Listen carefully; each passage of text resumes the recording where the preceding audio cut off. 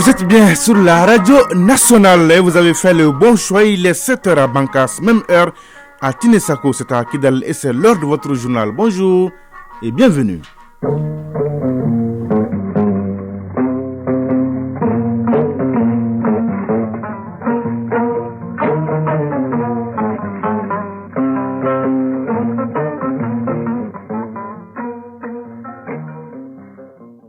Le journal Sidiki Dambélé. À l'actualité, première édition de ce mardi 14 novembre 2023. Tout d'abord, la couleur du temps sur Bamako et environ 18 degrés ce matin. C'est un mardi ensoleillé dans l'ensemble. Humidité 16%, du vent 18 km à l'heure et la maximale attendue est de 36 degrés. Mesdames et messieurs, à la une de cette édition, l'avancée des forces armées maliennes vers la ville de Kidal, une opération stratégique est en cours, opération qui a permis de neutraliser des poches de résistance et de détruire un blindé de la MINUSMA bourré d'explosifs hier. Nous ferons le point avec Ibrahim Traoré dès le début de ce journal. À suivre le grand format, nous allons parler du grenier, espace de conservation des céréales qui est aujourd'hui en voie de disparition dans plusieurs localités. Heureusement, dans la région des Sangs, nous avons encore des durs conservateurs pour qui le grenier reste un facteur de cohésion sociale et de vivre ensemble. Drissa Kone est allé à leur rencontre. L'actualité internationale à suivre en pointillé avec Batraoré en direct avec moi dans ce studio. Bonjour Batraoré. Bonjour Sidiki Dambélé. De quoi va-t-on parler ce matin? Au Gabon, les nouvelles autorités annoncent une transition de 2 ans. Élection présidentielle, il en sera beaucoup question dans cette édition. D'abord au Libéria, où le deuxième tour oppose aujourd'hui George Weah à son challenger Joseph Boakai. Nous serons ensuite à Madagascar et en Argentine, où l'air est aux ultimes débats télévisés pour les candidats. Le développement de tous ces points au cours de cette édition, c'est Sidiki Dambélé. Tout à l'heure donc pour le développement. La chronique initiative citoyenne à suivre avec Ousmane Dao qui nous ouvre les portes de l'association de jeunes maliens pour le développement socio-économique. Un vrai soutien pour les étudiants. Enfin, la page des sports avec l'athlète Sragatou Sissé, bonjour. Bonjour, Sidiki Dambélé. Est-ce que tout va bien, Sragatou? Ça va, alhamdoulilah. La une de votre page. Éliminatoire Coupe du Monde 2026. Les Aigles du Mali seront sur le pont ce vendredi face au Sao du Tchad. Le rassemblement a commencé hier dans la bonne humeur. Vous aurez la liste de la première vague des joueurs arrivés à Bamako. Coupe du monde des cadets 2023, le Mali battu hier 1-0 par l'Espagne a ses chances de qualification face au Canada lors de la 3e et dernière journée du groupe B. Coupe du numérique, l'équipe de l'ORTM affronte cet après-midi la l'APEJ dans un match à enjeu du groupe B. Et pour terminer, 2 numéros d'insolites en guise de cadeau. Page des sports très bien fournie. Et voilà pour le sommaire. Vous êtes prêts? Eh bien, nous aussi, les Djingol, on se retrouve. Une fois de plus, bonjour et bienvenue. Opération stratégique des FAMA dans la région de Kidal. Hier, au cours de leur avancée vers Kidal, la vigilance des forces armées maliennes a permis de détruire un blindé de la MINUSMA bourré d'explosifs détenu par des terroristes. Les FAMA rassurent les populations que les mouvements s'effectuent avec professionnalisme et avec l'objectif de minimiser les dommages collatéraux. Retour sur une journée d'opération. C'est avec Ibrahim Traoré.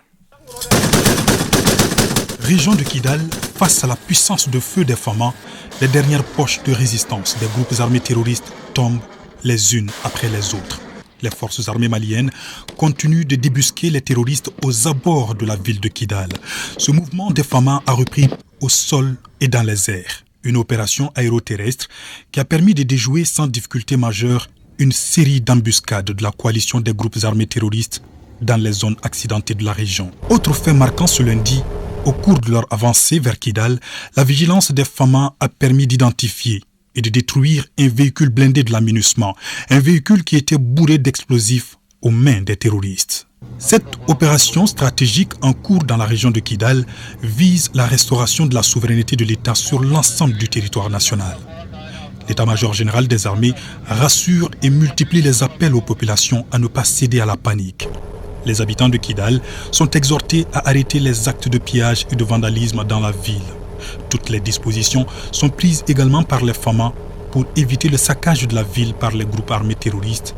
Assurance de la hiérarchie militaire. Actualité sur autre plan, les ministres de l'élevage et de la pêche a lancé hier les activités des volets aviculture et aquaculture du programme de développement intégré des ressources animales et aquacoles, PEDIRAM PAZ. Plusieurs activités sont contenues dans ce programme, notamment la construction d'infrastructures de production avicole et aquacole, la formation des acteurs de l'élevage et de la pêche. Tout cela pour une enveloppe de plus de 15 milliards 300 millions de francs CFA. Le reportage est signé Youssouf Diakité. Ceci est une bonne nouvelle pour le secteur de l'élevage et de la pêche. Le démarrage des activités du programme de développement intégré des ressources animales et aquacoles du Mali. Plus de 2 millions de familles doivent directement bénéficier de ce programme. Souri Ibrahim Sidibé, coordinateur national du PEDIRAM phase 2. Il faut aller vers le renforcement de capacité des différents acteurs, notamment étatiques, de toute la chaîne de valeur de ces deux filières-là. Au niveau des acteurs privés, l'accompagnement dans le cadre de la production, en construisant des bassins, en réhabilitant des mares et en travaillant surtout avec les services techniques de façon à avoir l'innovation dans ce que nous faisons. Le programme est financièrement soutenu par la Banque islamique de développement. Abdallah Sow, représentant de la BID. Ce projet est financé par la BID à hauteur de 22,6 millions d'euros, soit environ 14,7 milliards de francs CFA, à travers le modèle innovant du fonds LLF, Life and Livelihood Fund, qui permet au projet de bénéficier d'un don représentant 35% du financement de la BID. La zone d'intervention du projet est le Sahel occidental, qui comprend les régions de Kaï, Nioro, Koulikoro, Nara et Ségou. Le ministre de l'élevage et de la pêche, accompagné de 3 autres membres du gouvernement, a insisté sur la réalisation des différentes activités contenues dans le programme. Youbaba, ministre de l'élevage et de la pêche. Nous attendons donc de cette seconde phase une réelle transformation des systèmes de production induisant une nette amélioration des conditions socio-économiques des communautés rurales. Aussi, j'invite l'équipe technique du projet à maintenir la dynamique enclenchée pour améliorer la production et la productivité des systèmes de production, faciliter l'accès des acteurs des filières animales et aquacoles au financement et lutter efficacement contre la maladie aviaire. L'un des piliers du programme de développement intégré des ressources animales et aquacoles du Mali, c'est de contribuer à la valorisation du secteur élevage et pêche en vue d'accroître la productivité au bénéfice des acteurs. Une délégation de haut niveau conduite par le ministre de l'économie et des finances séjourne à Moscou en Russie. Un mois après sa dernière visite dans la capitale russe, la délégation est allée faire un suivi des engagements pris avec la partie russe. Elle est composée notamment de 4 membres du gouvernement, des techniciens et experts dans les différents domaines de coopération concernés. Au menu également de la visite, la participation du Mali au Forum international et exposition transport de Russie qui démarre ce mardi. Envoyé spéciaux à Moscou, Yaya Konaté et Ibrahim Koulibaly. Dans l'établissement de relations économiques durables et mutuellement avantageuses entre les deux pays, Maliens et Russes sont décidés à accélérer la cadence. Moins d'un mois après sa dernière visite dans la capitale russe, la délégation de haut niveau, conduite par le ministre de l'économie et des finances, est de retour à Moscou dans le cadre d'un suivi des engagements pris. On se rappelle qu'une douzaine de mémorandums d'entente avaient été signés dans des domaines comme la géologie, la recherche et l'exploitation minière, les énergies renouvelables, le nucléaire, sans oublier l'approvisionnement du pays en engrais, en blé, mais aussi en hydrocarbures. Pour approfondir les discussions techniques et avancer dans la mise en œuvre des accords conclus au cours de la précédente visite, des experts et autres spécialistes des secteurs concernés se sont joints à la délégation ministérielle. Déjà, on signale des avancées significatives sur les questions d'approvisionnement du pays en denrées stratégiques avec l'imminence de certaines livraisons. Au menu également du séjour moscovite de la délégation de haut niveau, des visites de terrain pour une meilleure compréhension des sujets abordés, notamment en matière d'affinage. Si la mission est très attendue sur les questions liées aux mines, aux énergies renouvelables, aux engrais, aux hydrocarbures, elle ne le demeure pas moins sur celle des transports avec les projets de nouvelles compagnies aériennes et de tramways en gestation. Il faut ajouter à cela la coopération dans le domaine ferroviaire avec la rénovation des rails et la fourniture de nouvelles locomotives. D'ailleurs, il est prévu ici une participation du Mali au Forum international et exposition transport de Russie prévu du 14 au 16 novembre. Événement clé de la semaine russe des transports, le forum est consacré au développement et à la fonctionnalité des transports routiers, aériens, ferroviaires, maritimes et fluviaux, tandis que l'exposition présente les derniers développements et les innovations dans le secteur des transports. Bref, la visite s'annonce très chargée avec comme objectif de poser des actions concrètes dans le cadre du renforcement de la coopération économique entre le Mali et la Fédération de Russie. Moscou, Yaya Konaté, Brahima Koulibaly pour l'ORTM. Radio Mali à 100 et environ 95.5 MHz en FM. Rendons-nous justement à 100 pour le grand format et on parle des greniers. Oui, les greniers qui est un espace de conservation des céréales très prisé depuis la nuit des temps dans les pays subsahariens. Mais avec la dislocation des grandes familles et la baisse significative des productions, cet héritage culturel disparaît peu à peu de nos architectures familiales. Heureusement, oui, heureusement qu'il y a encore des fervents conservateurs. Dans la région des Sangs, par exemple, les greniers demeurent encore les principaux magasins de conservation des vivres. Dans certaines localités même, le grenier est considéré comme un facteur de cohésion sociale et du vivre ensemble. Drissa Konesh et Seydou Kamena se sont intéressés au sujet et c'est le grand format de ce journal.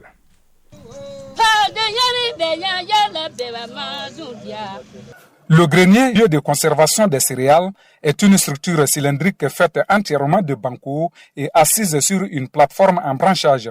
Adama Jean Damélé, membre de la communauté Beau du Cercle des Sangs. Ces greniers sont à la base de banco pétris avec des pailles de fonio bien pétris ensemble, donnent une température assez équilibrée qui fait que la conservation de ces produits qui sont à l'intérieur sont bien préservés, sont bien en sécurité, jusqu'à ce qu'on en a besoin. Elan Diara, enseignant à Sanekui. Les greniers, c'est un héritage que nous avons conservé. Et jusque-là, nous pensons que c'est le lieu idéal pour garder les semences. Malheureusement, de nos jours, cette technique ancestrale post-récolte qui, selon les paysans, permet de conserver les épis des années durant sans dégâts appréciables tend à disparaître. Pobanou Djassana, chef du village de Tominian. Le céréal peut rester dans le grenier durant des années. Ici, nous conservons les épis directement dans le grenier. Moïse Munkoro, président de l'Union des agriculteurs de Tominian. Jusqu'à présent, dans les agglomérations, il y a les greniers, mais qui est tendance de se perdre, dû à une certaine amélioration par rapport à la production. Puisque au niveau des agglomérations, ils sont habitués à battre leur production pour mettre dans les sacs. Or, dans les sacs, c'est pas facile. Si c'est dans les greniers, on peut conserver ça facilement, sans perte. Là, Sinet Dambélé, habitant de Fani. Il y a des greniers dans toutes les familles de notre localité. On ne conserve jamais le céréal nulle part que dans le grenier. Depuis qu'on est passé de la production-conservation à la production-consommation, cette façon de stockage traditionnelle est de plus en plus remplacée par le sac et autres moyens aléatoires. Madame Jean Dambélé, membre de la communauté Beau des Sangs. Au fur et à mesure, on se rend compte aujourd'hui que les gens ont tendance à aller vers le battage du mil aujourd'hui. Dès la récolte, ils font le battage et ils mettent dans les sacs. Mais malheureusement, on se rend compte que ce battage directement dans les sacs incite à une certaine vente rapide de deux. On se rend compte également que c'est un danger parce que dans les sacs, ils sont beaucoup plus exposés, tout ce qui est dangereux pour détruire les graines. Elan Diara, enseignant à Sanekui. Maintenant, même pour gérer les milles, il faut les mettre dans les greniers et enlever un peu. C'est une façon de gérer aussi les milles. Si on battait les tout et mettre dans les sacs, peut-être la gestion serait un peu calamiteuse. Si cet héritage culturel permet de stocker de manière efficace les céréales en les protégeant contre les facteurs d'altération tels que les insectes, l'humidité, le vent et le bétail, il faut signaler que le grenier bien garni incarne la sagesse ainsi que des facteurs déterminants du rang social de la famille. Adama Jean Damélé, membre de la communauté Beau des Sangs. Et le grenier aussi, c'était signe non seulement de sagesse, mais aussi signe de pouvoir. Parce que quand vous passez dans un village, dans une famille, quand vous voyez de gros greniers, on est déjà certain que dans cette famille, il y a à manger. Sa disparition progressive porterait un coup dur à la structuration des familles. Adama Jean Dameli, membre de la communauté Baudescent. Vous voyez, même aujourd'hui, quand il y a des problèmes dans les villages, on dit qu'ils ont même brûlé les greniers. Ça veut dire que c'est de là que vient, terre à terre, on dit le ventre de toute la communauté. L'abandon de l'art du grenier serait également un effritement de notre tissu social. C'est pourquoi le diocèse de Sens, à travers la Caritas, a initié un projet grenier de prévoyance qui a vu la construction de 115 greniers modernes dans autant de villages. Jean Douba Kone, chargé de projet grenier et prévoyance à la Caritas Sens. L'idée de grenier de prévoyance consiste à mettre les communautés ensemble et faire en sorte qu'ils mettent toute leur production ensemble sécurisée dans un grenier afin de lutter contre l'insécurité alimentaire, et ça crée la joie dans toute la communauté. Cependant, il est important de transmettre aux générations actuelles l'importance de cette pratique ancestrale de conservation des vivres. C'est un savoir-faire culturel qui ne mérite en aucune manière de nous échapper. Sans Drissa Kone et Sedou Kamena pour le RTM. Merci, chez Drissa Kone. Les greniers facteurs de paix, de cohésion sociale ne doivent pas disparaître. Mais l'actualité, première édition de ce mardi 14 novembre 2023, fin de la première partie. Dans la deuxième partie, à suivre l'actualité internationale avec Batraoré. Il est là en direct avec moi. Rebonjour Batraoré. Rebonjour Cédric Dameli. Question Batraoré. La durée de la transition est fixée à combien d'années au Gabon? 2 années, précision donnée hier par les nouvelles autorités du pays. À suivre aussi la chronique initiative citoyenne avec Ousmane Dao et enfin la page des sports avec l'athlète qui ne perd jamais. Rebonjour Sragatou Sissi. Rebonjour Cédric Dameli. Toute l'actualité sportive et 2 pages insolites Sragatou à la demande de nos auditeurs. Nos fidèles auditeurs, nos infatigables auditeurs. À suivre très bientôt, 7h17 à Kimparana. L'actualité hors de nos frontières au Burkina, les autorités annoncent au moins 70 morts lors du massacre de Zango dans le centre-nord Batraouri. C'est au bout de 8 jours que le premier communiqué officiel évoquant le massacre de Zango est diffusé. Cette commune du centre-nord du Burkina a fait l'objet d'une terrible attaque laissant un village complètement décimé. Le communiqué signé du procureur du Burkina Faso indique que le premier bilan qualifié de provisoire est de 70 morts. Les victimes sont essentiellement des enfants et des personnes âgées. Les enquêteurs ont relevé également des constructions incendiées ou détruites par les agresseurs. Présidentielle au Libéria entre George Weah et Joseph Boaké, le second tour s'annonce très serré. Près de 2,4 millions d'électeurs sont appelés aux urnes ce mardi pour le second tour de la présidentielle. Le président sortant, George Weah, brigue un second mandat. Face à lui, un routier de la politique libérienne, Joseph Boaké. Même scénario qu'au second tour de la présidentielle de 2017. Mais depuis, le contexte et les deux personnages ont changé. La preuve, les résultats du premier tour du 10 octobre dernier étaient serrés. Au Gabon, Batraouri, les nouvelles autorités annoncent un calendrier électoral qui limite la durée de la transition à 2 ans. Le comité pour la transition et la restauration des institutions a annoncé hier dans un communiqué le chronogramme indicatif de la transition politique au Gabon. Ce chronogramme limite à 2 ans la durée de la transition et prendra fin en août 2025 à l'issue des élections présidentielle. À Madagascar, les 3 candidats en campagne s'affrontent lors d'un débat télévisé. Le premier et unique débat de la présidentielle organisé par la CENI avait lieu hier soir à Madagascar. Les 3 candidats en campagne ont répondu présents à ce rendez-vous. Près de 2h45 de questions-réponses au cours desquelles les concurrents en lice ont pu exprimer leur vision pour le pays, tacler leurs adversaires et rappeler leurs réussites.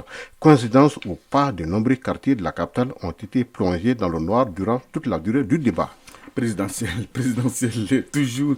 Cette fois-ci en Argentine, Batraoré, Massa et Milei s'opposent rudement à une semaine du scrutin. À tout juste une semaine du second tour de l'élection présidentielle en Argentine, Sergio Massa et Javier Milei ont débattu en direct à la télévision le 12 novembre au soir. Un débat d'autant plus important que l'actuel ministre de l'économie du centre-gauche et le candidat ultra-libéral et anti-système sont sont au coude à coude dans les sondages Sidiki Dambélé. Merci Chiba Traoré pour toutes ces informations. On est très bien servi. Bonjour Sragatou Sissi. Bonjour Sidiki Dambélé. Donnez-nous l'heure, la bonne et la vraie heure. Il est 7h20 à Bambara Maoudi, région de Tombouctou, et Gorikopela, région de Kaye. On se retrouve juste après les jingles.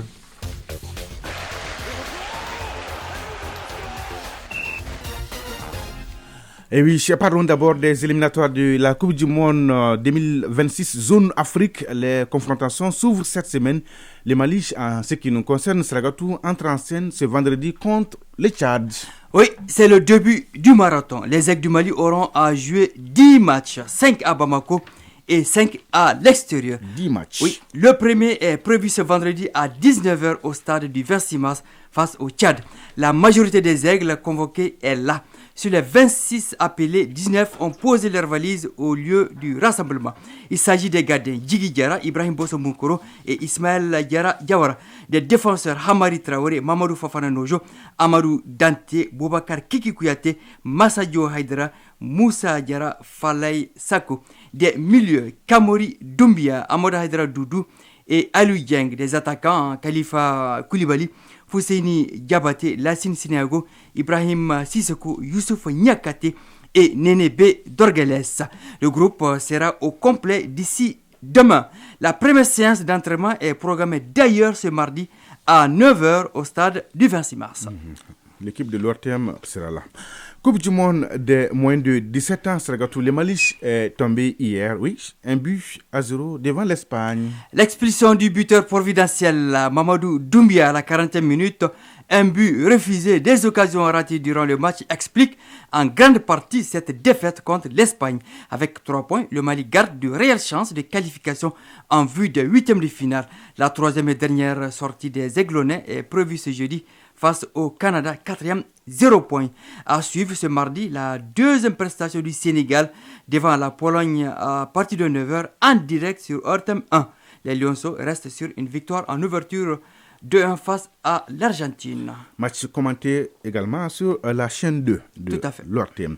Un mot sur la Coupe du numérique. L'équipe de l'ORTM dispute son 3e match de groupe cet après-midi et c'est face à l'APEJ. Coup d'envoi 16h sur le terrain synthétique de l'ACI 2000 à Hamdallah près du 14e arrondissement. L'équipe de l'ORTM, 3e 4 points, est opposée à l'APEJ, 2e 6 points. Le vainqueur de ce choc prendrait la 2e place du groupe B derrière l'AGFO, leader, 10 points déjà qualifiés pour les demi-finales avant la fin de ce premier tour. Hier, l'équipe de Bozola a reçu le message d'encouragement du directeur général de l'ORTM, Hassan Baba Djombel. Qu'est-ce qu'il nous reste, Sragatou? L'insolite. Ah oui, l'insolite. Ah, et vous avez même 2 pages insolites du jour. Alors, on a légèrement débordé. Non, on est dans les temps avec la permission de Doukoufana Traoré, le directeur de la radio nationale. Insolite numéro 1, Sragatou. À l'intérieur du pays, une équipe de football doit effectuer un voyage chez une équipe rivale pour un match retour. Les voyages Sragatou, se passent de tout commentaire. Oui, vous étiez là, vous avez tout suivi. Racontez-nous tout, Sragatou, sur ce voyage. Alors, toutes les conditions étaient réunies pour ce déplacement. Sragatou, vous allez nous raconter tout sur le voyage. Tout à fait, chez l'équipe rivale. On vous écoute. Un camion est loué pour transporter les joueurs, les dirigeants et les supporters. Un gros camion. Tout à fait. Et un vieux camion, selon le source. Le chauffeur est tout content de conduire la délégation. Ouais. Alors, pour aller dans le village de l'équipe haute, une intersection sépare ce 10 villages à un autre. Ouais. Le chauffeur doit emprunter la voie située à droite et non à gauche, ouais. pour ne pas se perdre. Exactement. Malheureusement, il choisit la voie de la gauche. Non, de Dieu, il est allé à gauche. Tout à fait. Après avoir parcouru 50 km, un supporter attire l'attention d'un dirigeant. Ce dernier est autorisé à prendre le volant comme il maîtrise le champ. Au bout de 2 km, il n'en peut plus, il laisse la place au chauffeur. Arrivé cette fois à l'intersection, pour moi dite, le camion manque de carburant. Le réservoir est sec. Vide. Panne sèche. Fin de l'histoire. Initiative citoyenne. Le développement par nous-mêmes. Non, pas encore, Diallo. Insolite. Numéro 2. Numéro 2, On y reste, toujours à l'intérieur du pays. Une course de vélo a été perturbée par des intrus venus de nulle part. Oui, une course de vélo perturbée par des intrus venus de nulle part. Racontez-nous tout, Sargatou. Les coureurs, une cinquantaine se lancent. Les prix varient de 250 000 francs à 2500 francs CFA. 2500. Oui, la motivation est là. Selon les organisateurs, si la course ne désigne pas un vainqueur, la somme revient au parrain. C'est lui qui a financé. Oui, le parrain a financé, donc s'il n'y a pas de gagnant, les parrains empochent son argent. Tout à fait. Alors, donc, ils ont juste élaboré ce passage dans le règlement, que ce soit clair. Alors, comme on le dit, on ne sait jamais, il faut tout prévoir. Top départ. Ouais. Dans un couloir de buisson menant vers la ligne droite. Oui, et c'est parti. 5 jeunes déguisés en lion effraient le peloton de tête. Il fallait voir les cyclistes abandonner leur vélo. C'est le sauve qui peut. La course est annulée et l'argent revient au parrain.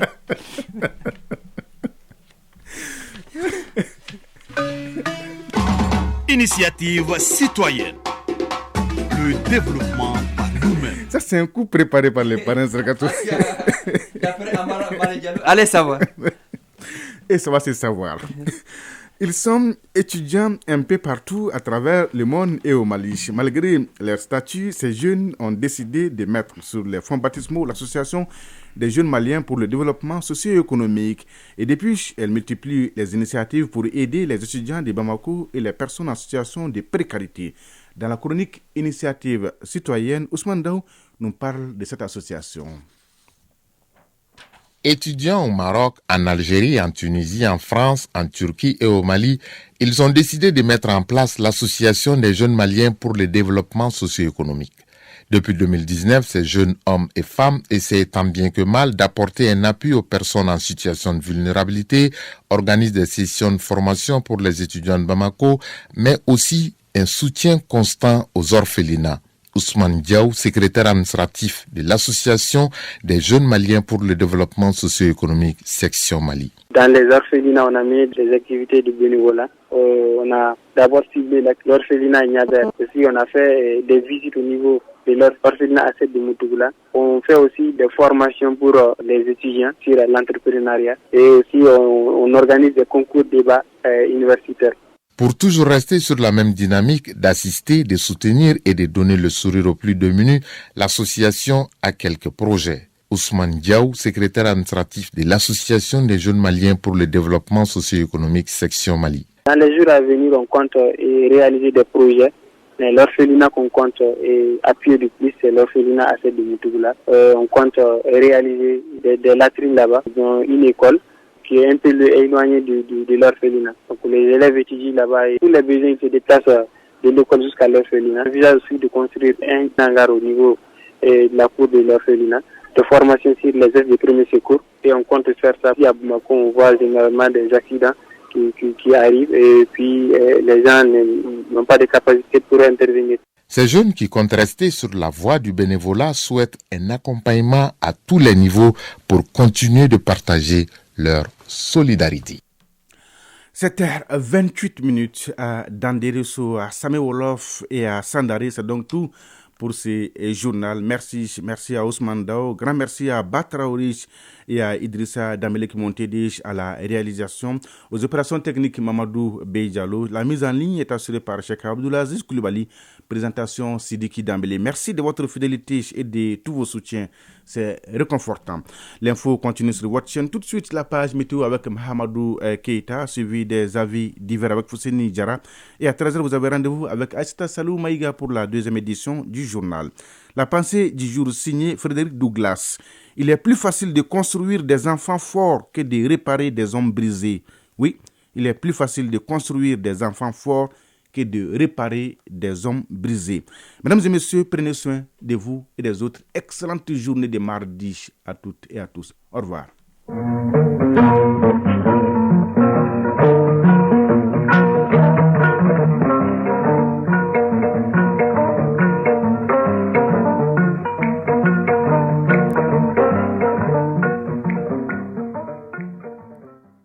Le temps sur les ondes.